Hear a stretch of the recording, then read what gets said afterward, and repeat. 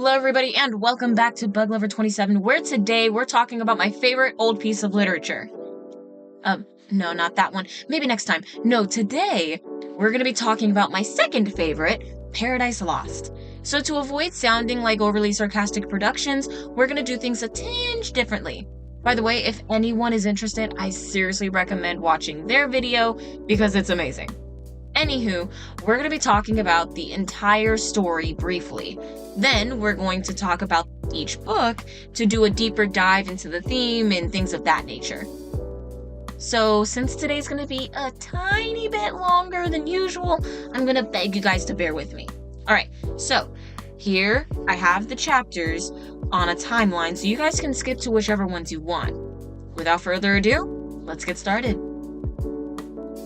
So for those of you who don't know what Paradise Lost is, let me give you a quick rundown. Paradise Lost is an epic poem written by John Milton in 1667. Shush. Shh. No brain rot here. Here, have the OG brain rot instead. They're not. What's 9 plus 10? 21. You stupid. Anyway, so what's an epic poem? Think Star Wars if instead of a movie, it were a compilation of poems into one book. So basically an adventure in a book of poems. Pretty neat, right? Well, hold your hats, cause there's more. In every epic poem, there's a hero. Now, I don't mean a hero in the traditional sense, a knight in shining armor, but the Greeks, at least the ancient Greeks, used the term hero to describe the protagonist of a story. So who's the protagonist here? That would be Lucy. Morningstar, specifically. Yup, Paradise Lost's title is a reference to the Garden of Eden. But Rebecca, what's that? Well, my dear viewer, let me give you a rundown of Christian theology. Basically, before the world began, God was in heaven with his children, angels, and the archangels. Over time, one of God's sons, Lucy, also one of the archangels, almost important, gets jealous of God's power and stages a coup. That didn't pan out so well. Lucy was charismatic and recruited 1/3 of heaven's angels, but he lost and got smited to hell. From there, he got a message that Eden was being created, along with God's newest project, humans. Insistent on messing with anything God has, he was a little deviant to go mess up some stuff. Nothing crazy, just waltz up to paradise and convince one of the humans, or both of them, to sin against God. What's the sin, I hear you asking? Very good question. The original sin is when Eve, the woman, ate from the fruit of the tree of the knowledge of good and evil. Not only that, she convinced her husband, Adam, to eat from it as well. I don't know, maybe they made it into an apple pie. At the end of the day, God found out, Lucy got tossed, Adam and Eve got banned from paradise, and that's how we have the first people and the first original sin in the world, thus why everything is the way that it is today. So notice two things in that story. The one who did most of the damage for humanity is Eve, a woman. And when you look at the Bible, there's nothing really from Lucy's point of view. So enter in John Milton. We're gonna call him Milton. He was a Protestant in London and wrote the narrative from Lucy's perspective because he was drawn to do so. Beyond that, the point of view of Lucy is somewhat important because he is an underdog in the sense of what we hear when we're reading the Bible. We don't get to see much from Lucy's perspective, let alone him ever coming close to winning except from Garden of Eden. So, let's get into the book itself. Now, Paradise Lost is going to be going through 12 books altogether. So I'm going to try consolidating the chapters that are kind of same things as much as I can. But I 2,000,000% recommend that you go check them out yourself, or at least go check out the Spark Notes, because each one is a doozy in their own right. But just so you guys know as well, they are considered books, not chapters. But I'm going to call them chapters just so then it makes sense so you guys don't think that I'm jumping around different books. We are talking about the same book, Paradise Lost. Each book chapter inside of it will be talked about. Make sense? We're all good? Alright, let's get this thing started. So the narrative starts off pretty much in the middle of all the action, but does give a little bit of some background to how everything was predating the Civil War. So the angels and God are all living in harmony, and then Lucy's not content, leads a part of heaven's angels to a fruitless battle. But first I want to pause really quick in this epic fight. Ladies and gents, this is where we encounter the first two themes that will pretty much encompass the rest of the narrative: predestination and power. First, predestination. There is constant references to creation and civil war and heaven being predestined. It's like it's preordained. What do I mean by that? Think Final Destination. If you don't know that movie series that fostered generational fear like it was an Olympic sport, Final Destination explores the question of predestination and if people, us, can truly get away from it. At least to the movies, we can't. That's part of what makes them really interesting to analyze, but in the case of Paradise Lost, that isn't explored yet. So what exactly has been predestined? I mean, in the case of Final Destination, it's death itself that's preordained. Hence why when the protagonist and their surrounding people escape death by supernatural means, death has to come in with extra clutch because he has bills to pay. But here in Paradise Lost, nothing's happened, or even nothing's supposed to happen. So what's being escaped? Well, that's just it. See, God, in our case the Christian God, is omnipotent and all-knowing. So in the case of sin bleeding into the world, couldn't God already know about that? Well, Paradise Lost says that he did, and if that's the case, then humanity being punished for something that he already knew would happen, well, yeah, it's not very fun, and that's what Paradise Lost is trying to explore through Lucy first. Did God already know that Lucy was going to try to make an uprising? Very likely. If Lucy does the uprising and is going to get smited, then of course he's going to go to Eden. We're going to unravel all of that later, but I want that to be in the back of your mind because that is super important for when you're trying to unravel all of this stuff that's going on, because it starts asking a lot of questions that I think Milton was wanting the reader themselves to answer, which we'll talk about that later. Let's get into power as the concepts. So it's not only a concept in the literal sense, but it's also one in the philosophical sense.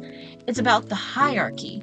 And do you bow to it? Do you fight it? In this case, Lucy fought it, and now he's leaving God because, well, you went against the one that's more powerful than you. I mean, what's gonna happen? God's at the ultimate tip of the pyramid of power.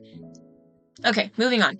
So now chapter 1 ends with Lucy and his homies being struck down to hell, and when I say it's an anime ending, I mean it. Just check it out. Everyone is in hell, arguing over what to do and who's at fault. Then there's Lucy plotting and rolling a natural D20 in charisma. He knows what he's going to do, and he's gonna get it. His revenge is going to happen by any means necessary, and we even getting the bone-chilling line. And honestly, I imagine it going like this. Watch.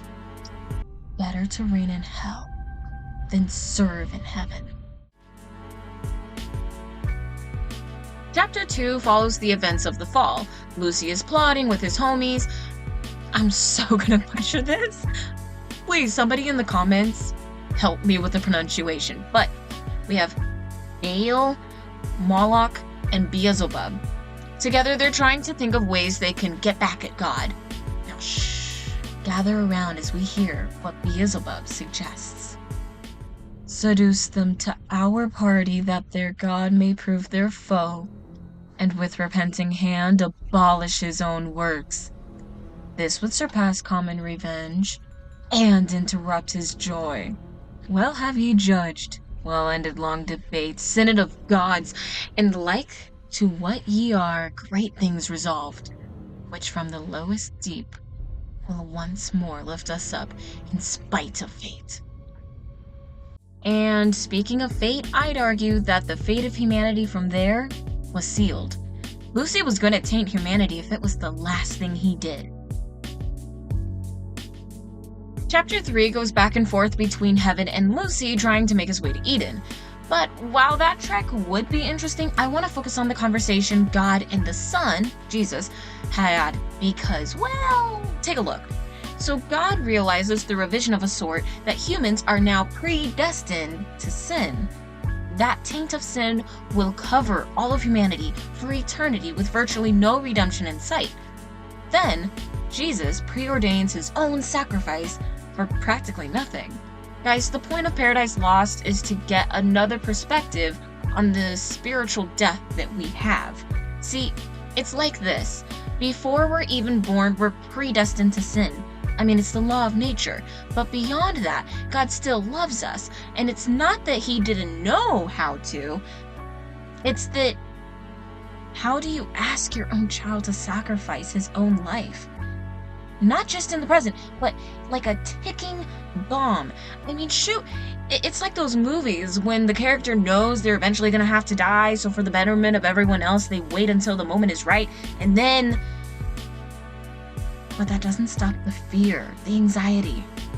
Before I start getting too deep, let me just show you guys this quote that I think beautifully shows what's going through the son's mind. For context, while conversing with God about what to do about humanity after sin's introduced, this is what the son says. Shall satisfy for man be judged and die. And dying rise, and dying with him rise his brethren, ransomed with his own dear life.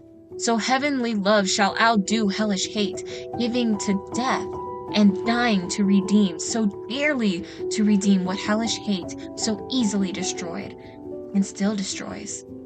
In those whom they may accept not grace, nor shall thou, by descending to assume man's nature, lessen to degrade thine own. He then goes into poetic detail about what humanity deserves, not because it's what we've done or haven't done, but it's because we're all considered children of God, so we should all at least have the chance to have a life with him through an ultimate sign of love. Beyond that, behind the scenes, Lucy is climbing his way up to Earth, where then he will gaslight Adam and Eve. But first, he's gonna gaslight the guards at the gates for Garden of Eden, but while that is interesting, he's literally just rolling a nat 20 in charisma. I swear to God, every single thing he does is because he rolls a nat 20 in charisma. It's crazy and almost funny. If you had to ask about the themes, I would say that it would be the notion of innocence versus sin. What's considered worthy and what's considered unforgivable? Lucy thinks that if he can just make humans sin, then they'd be so far removed from God that it would hurt everyone involved, especially God. But because of the words of the son, something that Lucy didn't expect, that question, and thus partly the notion, is almost null and void. What do you guys think? Now, chapters 4 and 5 goes into detail about Eden, furthermore into creation of man. So imagine this, Lucy sneaks into heaven by rolling another nat 20, and then bro sees Eve right before his eyes. And when I kid you not, I swear on Lady Gaga's soul, this is what he said. Oh hell, what doe mine eyes with grief behold, into our room with bliss thus high advance. Creatures of other mold, earth-born perhaps, not spirits, yet to heavenly spirits bright, little inferior, whom mine thoughts pursue with wonder and could love. So lively shines in them divine resemblance, and such grace, the hand that formed them on their shape hath poured. Yes, everyone, he pretty much said what you think. Basically, he sees Eve and says, oh my gosh, dang, they are not what I expected. I don't know if I should be prideful about that, or if I should be offended. Regardless, he admires but quickly remembers his objective and moves accordingly. That pretty much sums up what happens in chapter 4. And then in chapter 5, because we have to have a page-turning aspect, there's a new character that hits the scene. Give it up for Raphael. No, not the Ninja Turtle, but... wait. Yeah. Raph is a messenger angel. Think Hermes from Greek mythology, but instead with that Christian stamp of approval. Anyway, Raph takes the time to warn Adam about Lucy, which leads us into chapter 6. So now, in chapter 6, we sorta have that moment where the story starts making a loop to the beginning. See, that's something about epic poems, is that they almost always begin with action. So, yeah, the Greeks knew what they were doing to hook readers. Well, listeners? Anyway, even with this work being almost 1,000 years apart, John Milton did no different with his epic poem. So for the sake of you guys already hearing the story, I'm going to just skim right through. But I do want to note something. Notice how this is told now from Raph's point of view, whereas chapter 1 was told from Lucy's point of view. I would say that this is something of importance. Paradise Lost wants to make sure that we really understand that even seeing something from the slightest different perspective can and will change everything we know about a certain story. Remember, there are always two sides of a coin. Neither side is ever going to be exactly the same. Now, chapters 7 and 8 pretty much go back to back in the same world of information. Chapter 7 goes into Raph telling Adam about the creation of the world, and if you've ever heard the first few verses of the Bible, you already know what it is. First there was nothing, then there was light, then there was the world, then the air and water, then land, then animals, and then human. But, even so, Adam seems to hold a hunger for knowledge. Oh my god, it's almost like Dr. Faustus is actually directly descended from Adam. Oh my god. Okay, so this will be important in the next chapter, so keep it in mind.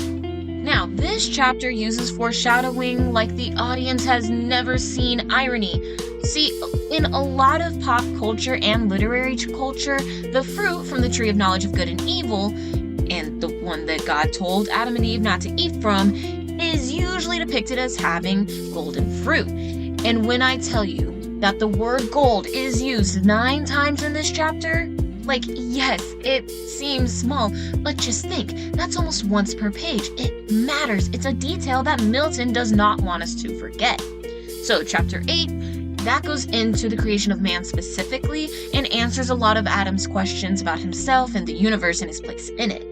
Since that's not exactly what we need to talk about in greater detail, I'll leave it alone. But that does not mean it's not interesting. So if you want me to do a deeper dive into that, let me know by giving this a like and letting me know in the comments. Okay, guys. We're almost there.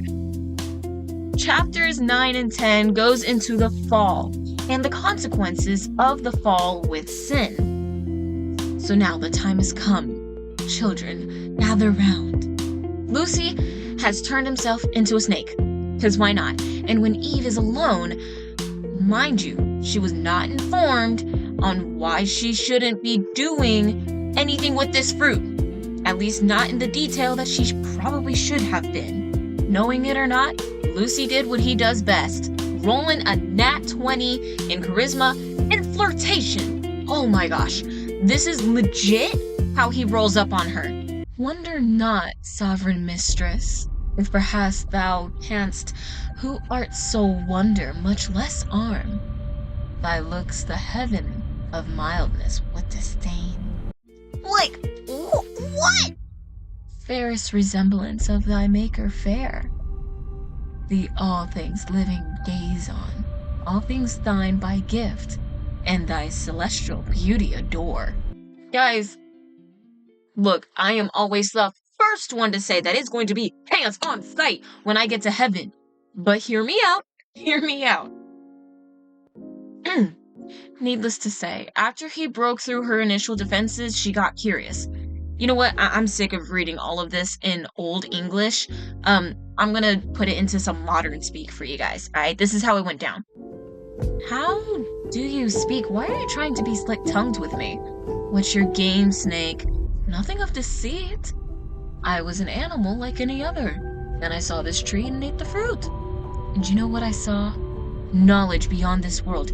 Maybe if you ate it, you'd be like God, and all of his knowledge would be yours. And why would I want that? Because maybe you're curious of what he's been hiding from you. So, if I eat this, I'll gain all knowledge? Undoubtedly. And she nibbled. Then she gave some of that junk to Adam, and the rest is history. But that's not where Milton stops. See, he goes on with chapter 10 into the following punishment all three of them get for their actions. And honestly, it closely resembles the Bible, but I'll break it down anyway. So for reference, before the fall, they were virtually immortal, and that's part of the punishment. They got that revoked, and they got told with it, "For dust thou art, and shalt to dust return." Basically saying, you came from the dirt, you gonna go back in the dirt. You live, you die. So what happened to Lucy? He got yeeted back to hell. Back to the interesting part, I want to run through the part where Adam and Eve were found and interrogated about the fruit. When Adam tries to blame Eve, God comes in clutch for women and pretty much says, actually scratch that, you guys need to hear this for yourself. Listen, was she thy God, that her thou didst obey before his voice, or was she made thy guide, superior or but equal, that to her thou didst resign thy manhood, and the place wherein God set thee above her made of thee? I triple dare you guys to tell someone to grow a pair in this sort of language. Like, did you resign your manhood? Keep writing. Milton, my guy, I love it. Anyway, this pretty much sums up chapter 10, so let's quickly jump into chapters 11 and 12. Then we'll be all done. Chapters 11 and 12 were really going into the aftermath. Chapter 11 takes us to the future a bit with Cain and Abel, the flood, and other prominent events of the Bible, which brings us to chapter 12, redemption. As promised, the Son of God, Jesus, will come and sacrifice himself for the sake of humanity so that we don't have to be buried in sin. Let's look back to remember what Lucy's goal was. He wanted all of humanity to fall as revenge for God casting him to hell. But in the end, his plan failed. God loves every one of us regardless, not because we're amazing and perfect, but because we are simply us. Which leads us to the end and possibly one of the most impactful lines in English literature. The moment when Adam and Eve leave Eden with the rest of the world to learn how to maneuver. The world was all before them. Where to choose their place of rest and province, their guide. They hand in hand with wavering steps and slow through Eden they took their solitary way. We may not have God holding our hands in Eden, but we have freedom. Lucy can't control us, but that doesn't mean that he won't whisper in our ear with sweet temptations. But guess what? The voice of God is equally prevalent. We just have to tune ourselves to him. And with that, I want to leave you guys with some little quick questions to think about. Discussion questions, if you will. 1. Taking away everything else you know about religion, what do you think of Lucy's actions? Were they called for? Is there something different you would have done? 2.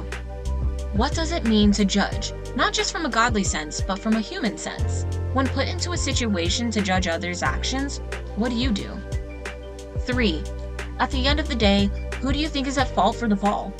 Adam, Eve, Lucy, God? Why? 4. Assuming this is history and not religious theology, how would the thought of sin and the fall being predestined make you feel? Does it change how you go about your daily life? And 5. What moral lesson can you take away from this epic poem? Let me know down in the comments. I'm really curious to see what you guys think. Oh my gosh, that was a lot. With this video coming to a close, I want to know, is there a different kind of text you guys would like me to do next? If so, let me know down in the comments, and be sure to give this video a like if you've enjoyed this sort of content. And of course, so that you know when I post again, be sure to hit that subscribe button. Until next time, everybody, I'm BugLover27. Don't forget to be radical. Have a nice day.